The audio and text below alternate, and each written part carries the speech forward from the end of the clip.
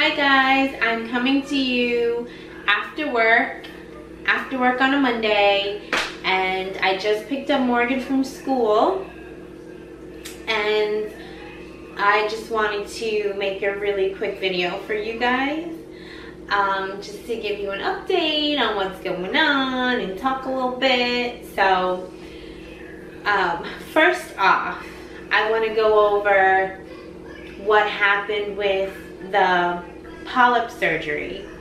There was a reason why in the last video I only had the beginning. I didn't film the recovery and when I came out of surgery. The reason why is because I was this ball of emotions. I was a little PO'd, relieved. I'll explain to you what happened. So I go through the whole surgery. If you watch my last video, you'll see, you know, they charged me $1,000 when I got to the surgical center. I went under anesthesia. My dogs just came in.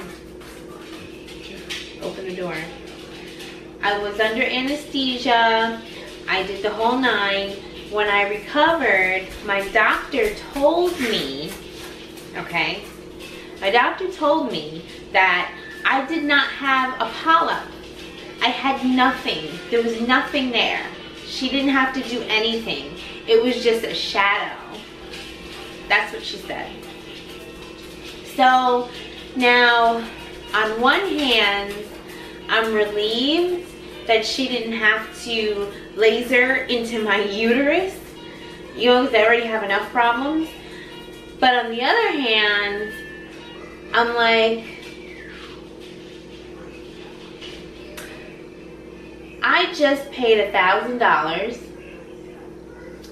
I took the day off of work. Rich took the day off of work. I went under anesthesia. And you guys are gonna tell me it was all for nothing? Are you serious right now? Like, I was just, you know, on one hand I was relieved, on one hand I was pissed. And, you know, after the surgery, the nurses, they're so nice. They're like, here, you know, wake up, drink this. And I'm just like, I wanna go home. Where's my clothes? Get my stuff. I'm going home. What a waste of a day. What a waste of a day. And, you know, where we are with that right now, I have been trying to call the surgery center and the insurance company to find out if I can get some sort of a refund. I mean, all right, I understand me getting all my money back is not realistic, but seriously, you know, I paid $1,000 for nothing. So the first week I couldn't get in touch. Nobody would come return my calls. So I had to wait about 3 weeks. So like last week, I was finally able to get in touch with everybody. I had Aetna on the phone. They called the surgical center. It was like a 3-way phone call. So I'm finally getting $700 back. I haven't gotten it yet, but they told me that I would be getting $700 back, which, you know, okay, I spent $300 for nothing, which still kind of burns me up, but it's better than $1,000. So I'm waiting for my $700 refund. Now, in hindsight, what should I have done to avoid this situation? That's the question. That's the $1,000 question. Now, I could have went to another doctor and got a second opinion. I could have had them do the ultrasound, the saline sonogram again. You know, I don't know, but I know going forward, whenever I go under anesthesia, I'm gonna get a second opinion somehow. You know, I don't know if I would have had another saline sonogram done if insurance would have covered it. And you know, that clinic is the clinic that gave me my daughter. So I'm figuring, you know, reading a sonogram is peanuts. But let me close the door. Now, ladies and gentlemen, the main event. what we all have been waiting for. The start of my donor egg recipient cycle. Okay, so let's go over the medications that they have me on, because that was one of the biggest questions that I had when I started this. As a donor recipient, what medications am I going to be on? Okay, ton of them.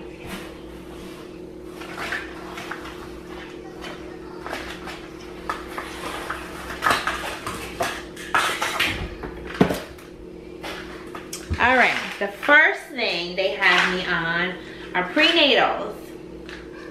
Prenatal vitamins, these are the ones I take. I get them from BJ's. They have DHA in them, 200 milligrams.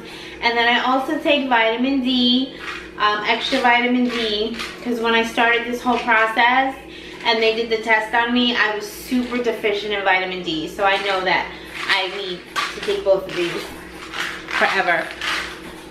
Forever. Z-Pack. This is a Z-Pack. You have to start out taking that. Next is baby aspirin. Now don't let the name fool you. It's not in the baby section, okay? Your girl went to Walgreens and was looking in the baby medicine section for baby aspirin, okay? Turns out they just call it baby aspirin because of the low dosage. You say duh, but I don't know. This is naltrexone.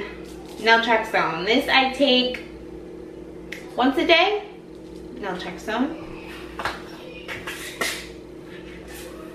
What do we have here? This is estradiol, which I take twice a day. This is 200 milligrams.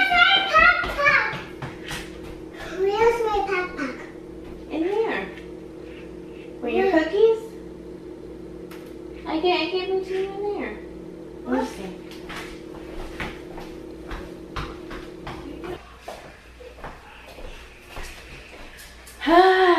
Okay, so what was next?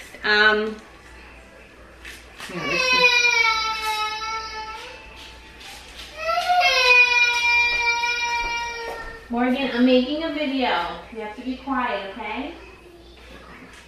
I'm almost done. Estradiol, 2 milligrams. Estradiol. I take it all the time.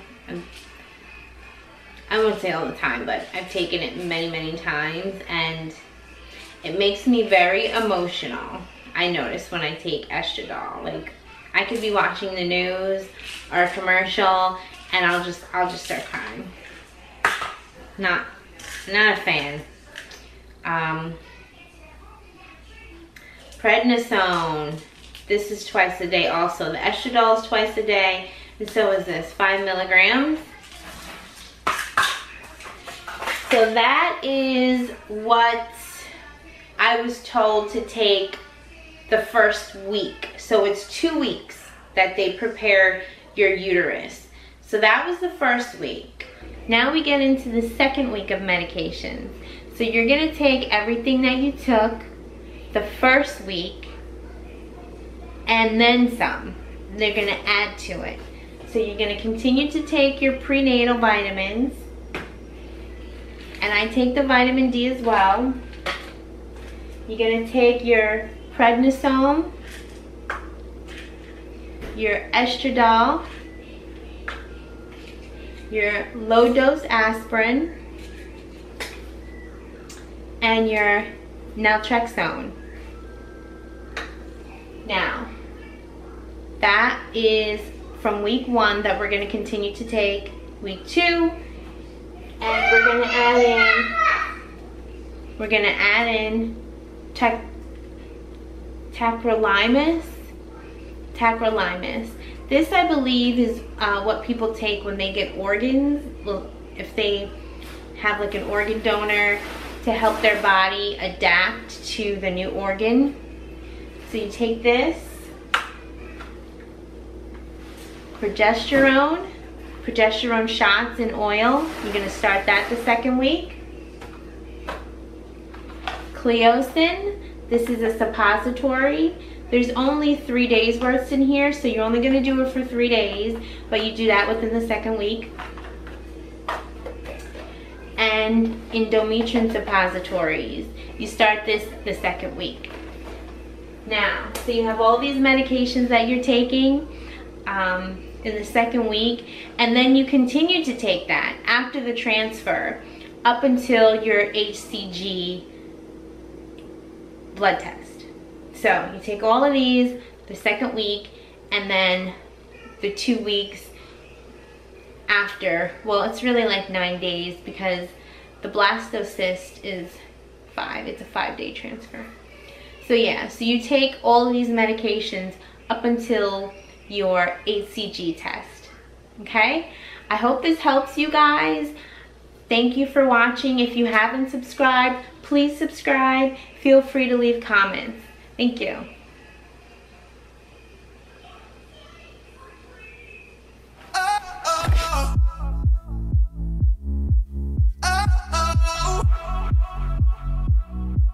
You gotta listen up.